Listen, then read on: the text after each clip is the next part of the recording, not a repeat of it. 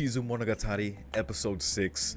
Last time, I'm not even going to address where we left off because I have a feeling we're just going to see the result of that. Only thing I'm going to say is I hope Kaden socked him in his mouth, fucking karate chops him, something, man. Because he... Look, I know Araragi, whatever Shinobu told him and what he's doing right now. I know that's why he's doing it. I don't think it's gonna work, but I might be wrong about that. But even if it does, it's like, okay, it gets transferred to him, and then what? I don't know, man, but it's not like there's any other options right now, I guess. So, we'll see. But anyway, I like how I said I wasn't gonna talk about that, then I did. We also got some pretty cool things. My favorite one being the interaction between Kaiki and Kaden in that room. From Araragi's perspective, so, you know, it's...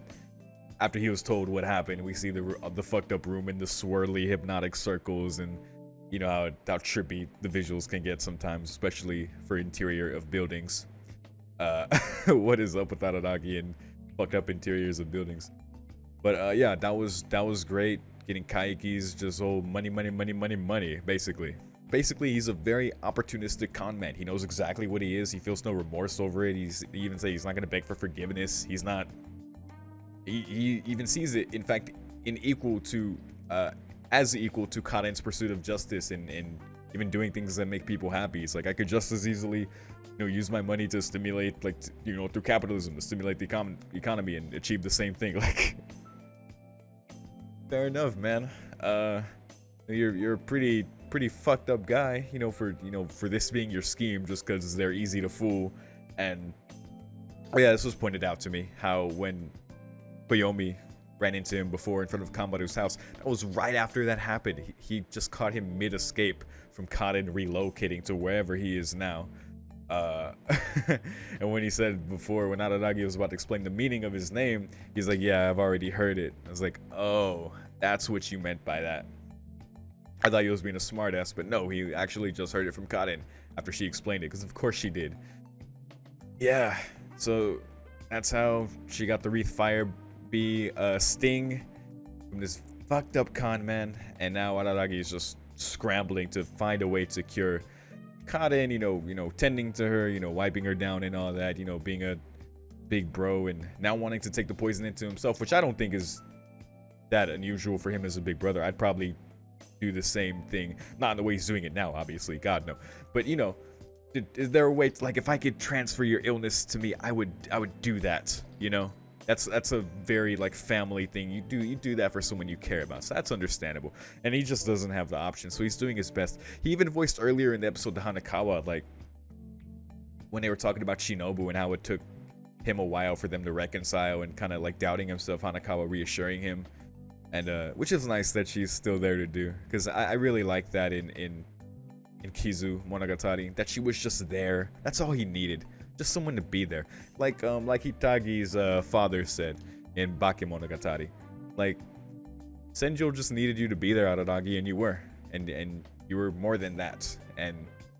But that in itself is enough. So the fact that she's still able to play that role, even though it's kind of like, there's a weird still, like, contentiousness there as far as, like, Araragi and Hitagi and Araragi and Hanakawa. Like, obviously Araragi's with Hitagi, with Senjo, like, that's that. But Hanakawa's will be like, well, here's a ticket to redeem to touch my boobs, but if you do it, I'll hate you forever. Which is nice that she throws that in, because obviously he doesn't want that, so he doesn't do it. Also, you shouldn't, sir. Gotta draw that line. Even Kanbaru told him in this series. But yeah, that's pretty much where we're at now. Not too much to say other than I hope something works here. If Kaden doesn't knock out Koyomi here, where they come across something else, or some new opportunity happens, something has to happen. Something has to give way here to either on the path to curing Kaden, or finding Kaike, or something. I don't know, man. Time, I assume, is limited due to Kaden's condition, but enough rambling. Let's continue. Beginning the episode in 3, 2, 1. A blooming flower? Yeah, just tell me how that ended up. Judo chop. Oh. Wait, he really sucked out the poison? He was able to do that? Huh. Oh, he left a note. Okay, I guess that worked. Well, it's funny, I got a comment about that too. Like, I guess he was trying to suck out the poison. Fair enough. Oh god. No, no, no, no, no. No, why? There, thank you for keeping your promise back with Kambaru about not opening up with that. Screw up my name. This is weird. Uh-huh. No, he's grown as a person.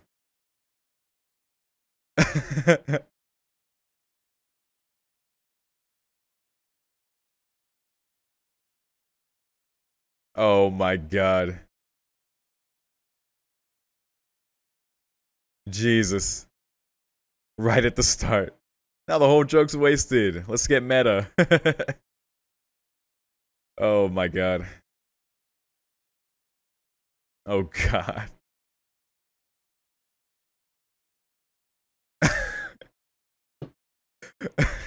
Jesus. It's like, if you're not that, then what are you? Damn. Damn, Hachikuji. They're on a mountain. Jesus. Why are you still here? Damn, dude. Roasting them harder than Senjo right now. Was that a portal? Like a portal?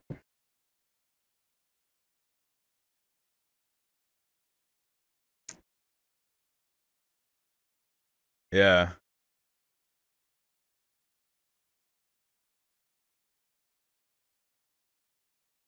Really? Right, because he absorbed some of the poison, so now he's a bit affected. Yeah. Oh, it's at half her illness. There you go. I guess that works for now.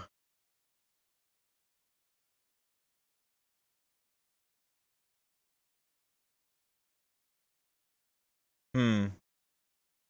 Yeah, I hope so. I mean, I'm sure. There you go.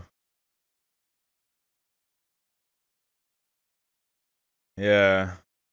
Unfortunately. It's about the same, really.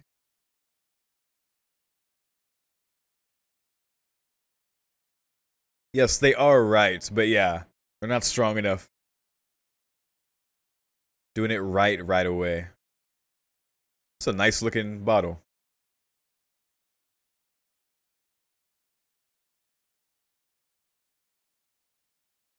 Huh. That's true.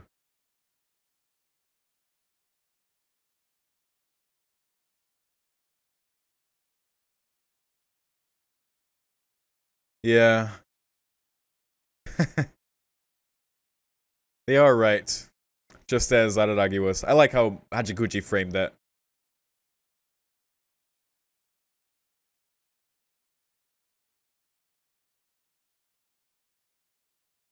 Not why you're saying things like that. That's great. Really? When you're 20 in Japan.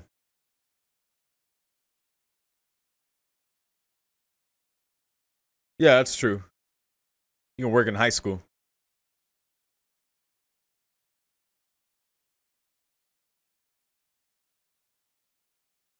Maybe. Yeah. Yeah. They shouldn't need to grow up. Yeah. There you go. That's the problem. Huh. Right.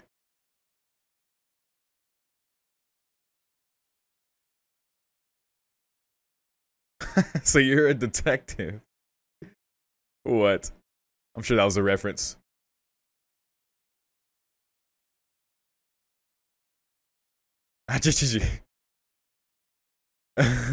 Losing temples. Oh my god. Guess those are temples.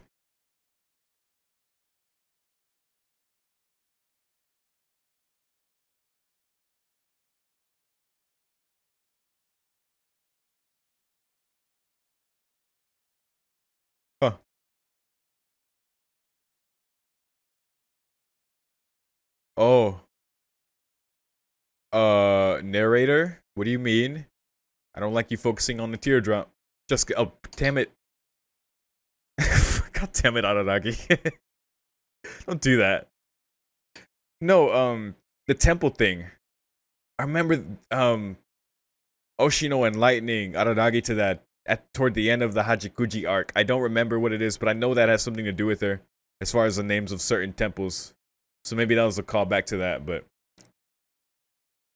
it seemed like the way he was flubbing her name was a direct reference to possibly some real life temples.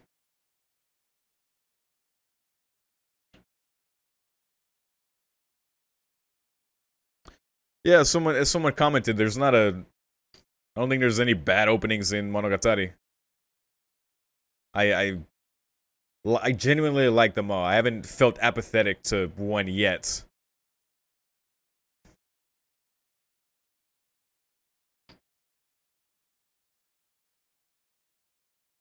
You know, conversations with Hachikuji are always so enlightening. She's always great for Araragi to talk to. Also, this theme of like growing up and becoming an adult has been a thing throughout Nise so far. Oshino commenting how Araragi has grown up and that conversation between Araragi and his sisters. And we see the problem. Like they're still competent, more competent than adults that don't don't act like adults, but they're still kids, and that's like the thing. Even being right in their justice.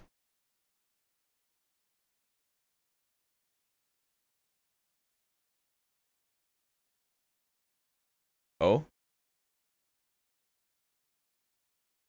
Uh oh. She's sharpening a pencils with a blade? I mean, you typically do that anyway, but like a legit blade. Oh. Oh.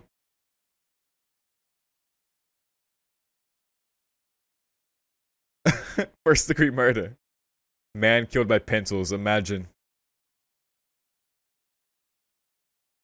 Oh. I'm saying she's so yandere. She is not so much soon. Uh-huh.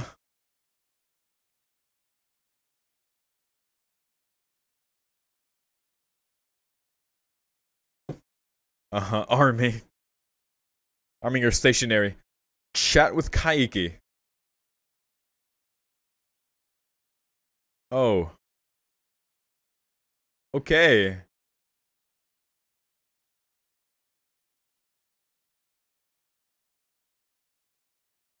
Sama. Yeah. Oh. Oh. Bullying.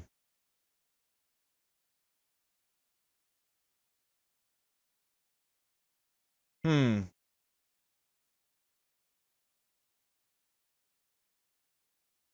Polishing her shoes. Oh.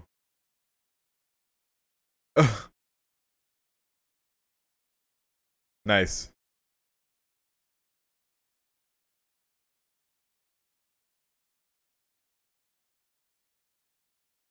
Ah. Is it still relevant information on there? Ghostbuster. That's hilarious.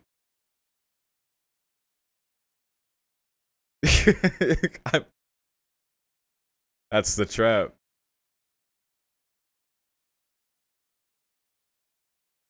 That's part of the con, I guess. Like how his theme's playing right now.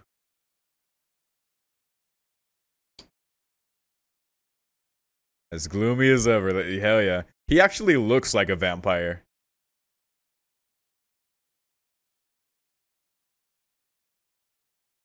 Oh. Okay.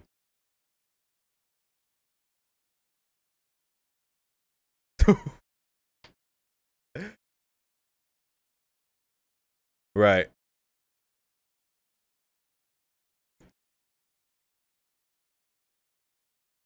Yeah. Just great that that worked. Shout out to Shinobu. Right.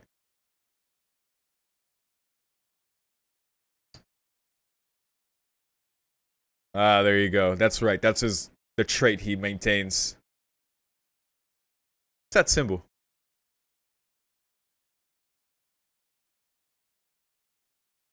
Hmm. You're involved too.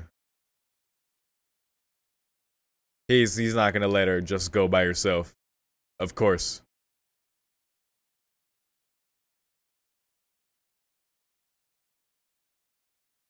Sure. That is a lot. She is sharpening those deep. Really? Wow. One match can start a fire. Uh-huh.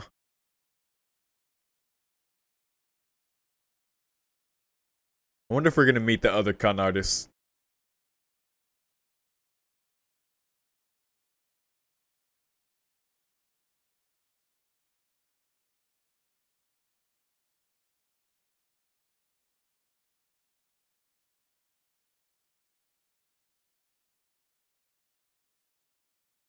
Uh-huh.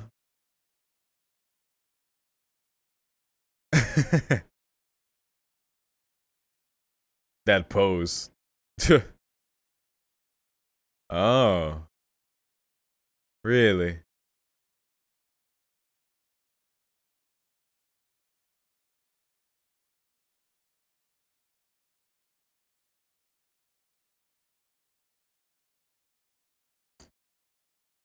Huh.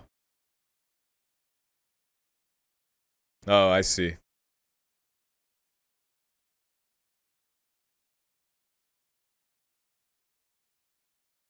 That's a lot of blame to hold to yourself.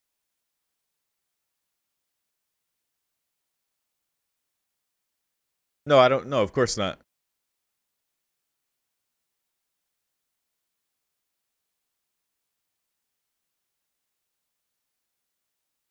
Huh.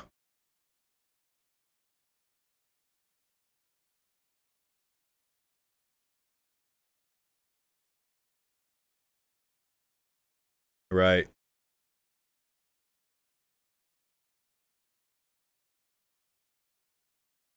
Hmm. So that's what it truly is. So I soon did it. Wow.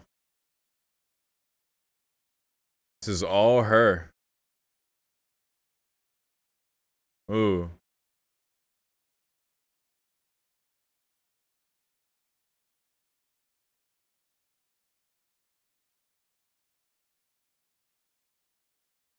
Look how Meme Oshino looks.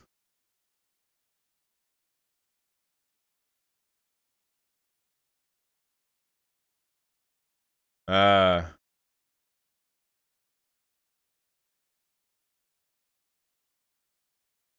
Right.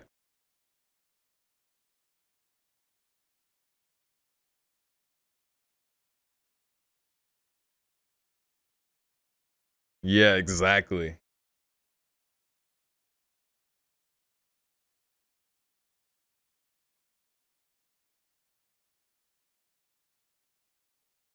Feigned incompetence. Truly a scumbag.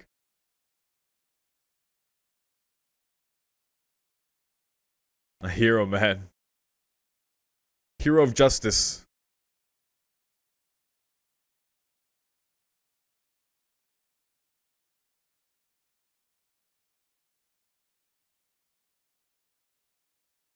Yeah, that's it. That seems to be the case. You need a little bit of might. Yeah. Need right and might. Huh.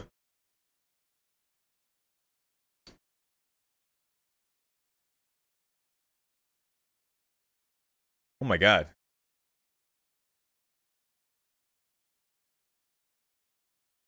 Hey.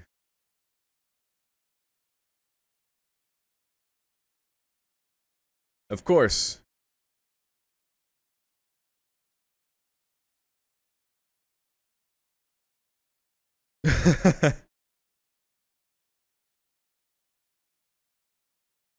Jeez, those pencils. There you go. I like that Araragi. So cool.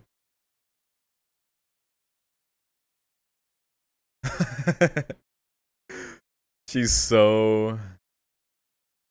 Uh-huh.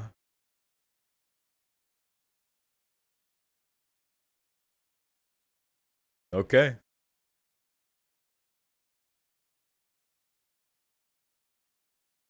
And what's that?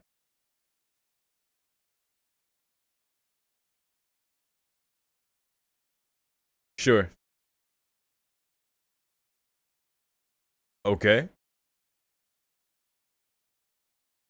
Or how many? Wait, what? Oh, just one. Okay. Which means... Uh... Master. Oh my god. That's a big mistake. Sama, master. Oh my god. What the fuck? Why is she doing this? Is she being petty or is that for real? Right. Ah. This is for her own closure. Okay. I'm going to move forward. Okay. So yeah, what's the request?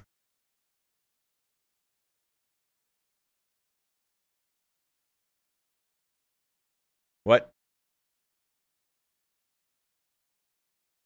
No matter what the outcome. It's foreshadowing.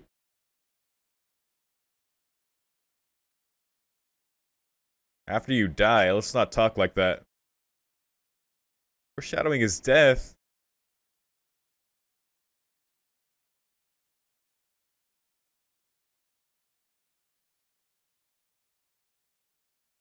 This better not be a thing. Yeah, screw foreshadowing. Uh, nice telescope, though.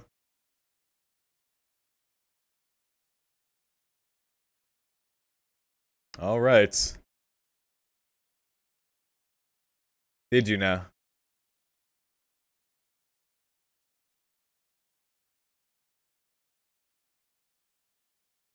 Of course not.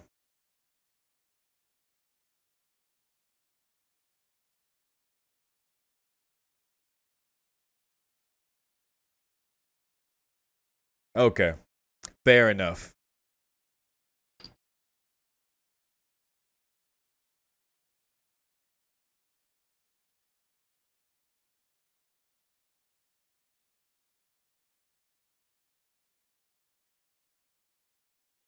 That's a fact.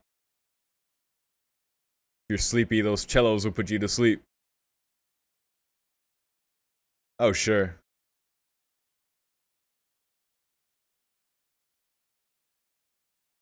Oh. And why is that?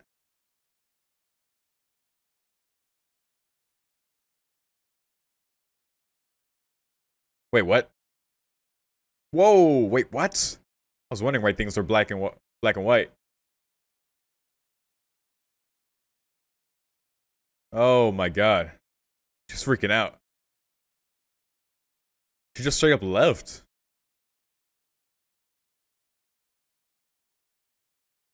Wait. Of fucking course. She even said that she was gonna go again. Yeah, how would she know? She shouldn't. Oh my god. No, no, no, no. First of all, it's not even your arc.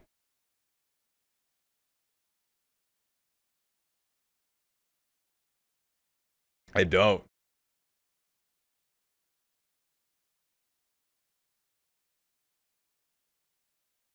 He's in big bro mode, man. You don't. You just gotta find her, man. Where would he be? Where would she go? Where would he be? Right.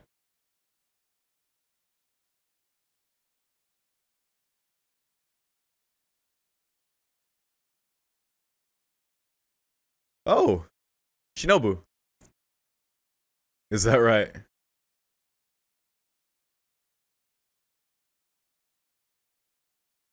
Basically. Can you help? You're like our Midna. Shout out Twilight Princess.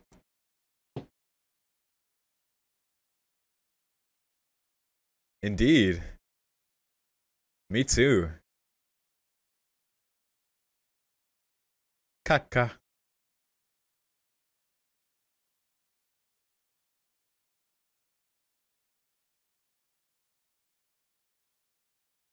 Right. Currently.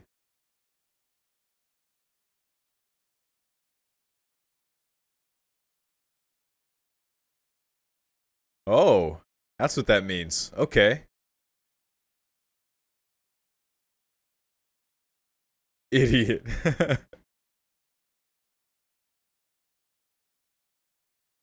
Right. There you go. She's just trying. There you go. Uh huh. Gotta spell it out for you, bro. Exact. She's a Sudetta too. I was gonna say, dude. Get off your ass and find where she is. What cruel fates. Oh my god. Sure.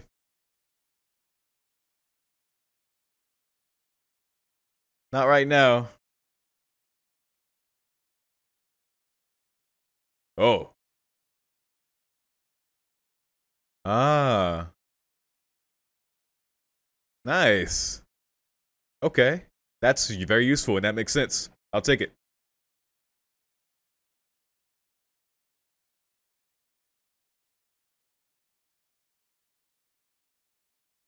Okay.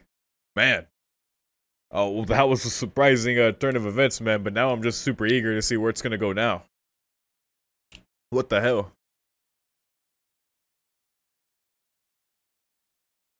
And why is Hanekawa? Why is Senjo going so hard on just blatantly being like, "Oh, my master"? Oh, I mean, Hanekawa. Like, what? Are you trying to be petty to Araragi? All right, so I'm finding myself having to like so typically when I watch something, I can usually just immediately start talking about it and kind of let my flow of thoughts take me wherever. Sometimes I miss a thing or two, and that's fine because these aren't reviews; these are just initial thoughts, the reactions, the things that stuck with me and gave me my impression, and that's my reaction, right? That's what I usually do. I just spent the past like few minutes skimming through, just trying to catch all the parts, and this is a tough series. This is a tough series to react to, man. I give a lot of props to reactors who have taken this on and are very thoughtful about their discussion about it, because it's not easy doing a live reaction to this show, because even if you're just sitting here and you're watching, not only are you having to keep up everything that's happening that they're talking about at face value, we're also trying to discern hidden meanings, references, what's going on visually, if the character is lying, like in Senjo Kahara's case this episode, which I don't think was very apparent to me while I was watching this episode, just now going back and putting everything she was saying together. It doesn't seem like protecting Araragi was the secondary excuse, of course. I mean, not after the lengths she's gone through. But, of course, I do believe, as far as the actual confrontation of helping her to move on, I do believe that part. I think the really poignant thing that was pointed out by Araragi was how back then, what happened with the crab, I guess due to Kaiki, she wasn't even able to feel hatred toward him, let alone like any of her emotions. Like her emotional weight was taken from her. I mean, it could be that after all that time, recently getting her emotions back, that hatred would finally manifest. That it could be as well. Again, I don't think she's really lying. I think she's it was just the whole thing about protecting him, and whether that's secondary and as an excuse. And it looked like Araragi was kind of like seeing through her the whole time, being like, okay, sure. But yeah, that's what I'm talking about with a show like this, because you can just take that conversation at face value and be like, oh, okay, so yeah, sure, and that's it. But if you kind of read between the lines and how Araragi's reacting, and what we already know about their relationship, and it's very interesting. And that's just one part of the episode, right? That the one thing to like dissect and to like watch a few times until you like really understand what was going on there between them in that conversation, and Senjo's intentions and what the plan is. I don't know what's the whole deal with that foreshadowing regarding Araragi's death. I don't. Let's hope that's not real foreshadowing. Thinking about the telescope gift is nice. I'm just thinking now because of their whole date under the stars. It's actually a pretty thoughtful gift. Yeah. Because I don't think we saw. Did we see the telescope before? I don't think so. I might just be forgetting, but I don't think so. So that's cool. That's sweet. And I like how Araragi was straight up saying, like, I just love you so much, I don't need a reason, you know? That's great. The manliness. If I was a man, I'd be so jealous of your manliness, I'd kill you. Oh, Yandere Senjo, never change. She has some of the best lines in the series, man. She's just so scary and so yandere, and tsundere as well. She has a lot of archetypes, but yeah. So that was that part, and now we'll see where that's gonna go, because it looks like, and that's just before the ending, before we found out what happened to Kaden, which we don't even fully know now. Shinobu is thankfully helping. She's a tsundere as well, being like. She even had to spell it out for Araragi, like, no, it's not about an order. I just phrased it that way so that you would do it, and I wouldn't have to just point out that you could just ask me for help because I want to help you. Like, and I'm glad that she's at that point where she's just wanting to help. The way she comes out of Araragi's shadow reminds me of Midna from Twilight Princess, which is one of my favorite GameCube games that I played. Yes, I said GameCube. I didn't have a Wii, so I didn't do the horizontal flip Wiimote sword thing, though that does seem cool. That would have been fun. But yeah, that was a great game. Tangent. Yeah, so I'm just glad that she's always there in the shadow, and that their relationship has improved to the point that she just wants to help now. And due to obviously having sucked Araragi's blood, you know, throughout this time, Kaden's being very similar, it's the same blood, she's able to locate her, and apparently she's not far, which is good. So I guess Shinobu's gonna lead Araragi there, hopefully find Kaden and get her out of there. Yeah, I don't know, man. I'm just really looking forward to seeing how this is gonna turn out. I don't know if Shinobu can help in terms of like, because yeah, how does Araragi beat Kaiki? Because as Senjo said, like, you can't just, he's not someone you can beat by being right. Like, if you're right, you can beat like hypocrites, I think she said. But someone who's like evil, that's not gonna work on them just simply being right, you know. Because being right only works on hypocrites, because they would feel that guilt, they'd want forgiveness, they'd feel that judgment, they would feel the weight of that. To Kaiki, that means nothing, and that was very blatant in his interaction with Kaden. So you need some might, you need something beyond just being right. So we're gonna see if Araragi can do something like that. At the very least, save his sister beyond just her already state of being half poisoned, which thankfully he was able to do. Thankfully that worked. Shout out to Shinobu. Shinobu's been very helpful. So yeah, that's where we're at. And I don't want Kaiki to do anything more to her, because I feel like he would, you know, just for wasting his time and not paying him. We saw how he went to this extent already with Kaden for that before, you know, having tricked him, and he just straight up robbed her to be compensated. But thankfully left her bus pass and her phone, so shout out to him. Probably could have sold the phone for some profit as well, but he left it, man. What a guy. So that was great. Yeah, so I look forward to that confrontation for Senjo to, I guess, get her closure there. And I don't know what her whole deal is with Hanakawa right now. I can't tell if she's just being deliberately petty with Araragi right now because of the whole thing between them. She might be telling the truth, but I feel like she's being so blatant in the way she's flubbing, like saying master and sama, and like overtly correcting herself, that I don't know, it seems very intentional on Senjo's part. That whole conversation would add a lot beneath the surface. So that's all that, right? We're gonna see Kaiki next time. Shinobu's gonna lead us to where Karen is. If Karen has already found him, I don't see how she would know his current location, so it's in all likelihood we're probably just gonna find her mid-search. Hopefully. Because I don't think we're ready for that confrontation yet. Ideally, we meet up with Senjo and we do that, but even then, I don't like the both of them being in danger. Yeah, that's the thing. But let's back up a bit, because before then, we had a conversation with Hachikuji. And conversations between Araragi and Hachikuji are always enlightening. Of course, you gotta get the jokes in first. The very surprising revelation that apparently she likes the whole him opening up with the really... Do I even have to say it? It just... Apparently she's always just been like doing that to coax him. She's like, don't you know no doesn't mean no? I'm like, oh my god. Damn it. Like, now you're boring and don't talk to me, go away. Oh man, so after all that nonsense, damn it, Hachikuji. After all that nonsense, they have a talk.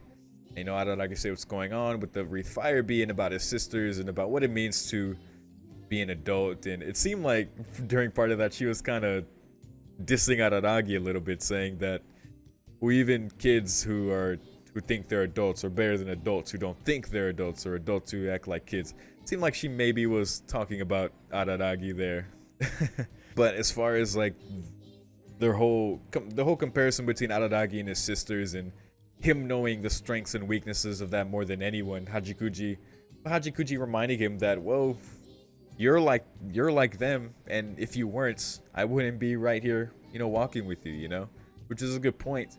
Like, Araragi is usually in over his head in the way, especially multiple times in Bakemonogatari.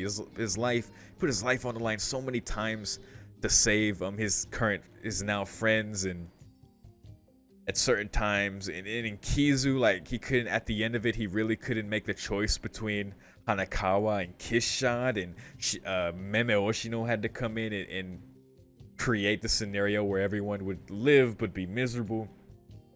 He knows the dilemma of what it means to pursue being, you know, the hero, right?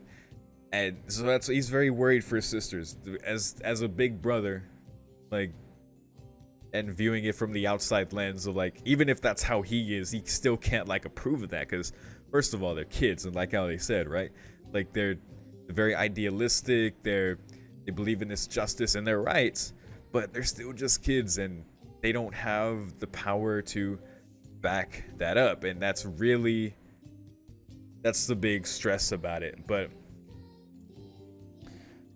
I like how that theme keeps coming up as far as growing up, not only applying to his sisters but also to Araragi himself. I feel like that's going to be one of the things that's going to continue to be explored probably in this series, throughout the Karenbi arc and through Tsukihi's arc.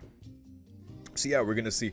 But again, sorry, you know, for not, you know, not being quick on the uptake as far as the Senjo conversation during this episode, because that was loaded with, like, her being a bit tsundere mixed with her not being completely truthful, and also the truth mixed in there about what she wanted from confronting Kaiki. You know, it's not simple hatred, but this idea that she wants to move on the way Hanakawa did. Again, I still unclear what's going on between them. I mean, even before, with Hanakawa convincing her over the phone to, like, let Araragi go to the house, it feels like there's probably legitimately something there between them. I think even mentioning this episode that due to how Senjo is, Hanakawa would want to interact with her, or says something like that. She said she shines her shoes every morning. Oh, the sarcasm sometimes. It's hard to tell sometimes, but yeah. So I'm sure more answers will come. We'll see what just actually happens. And yeah, that's about it. So thanks so much for listening to my ramblings if you've come this far, and I'll see you next episode. Peace.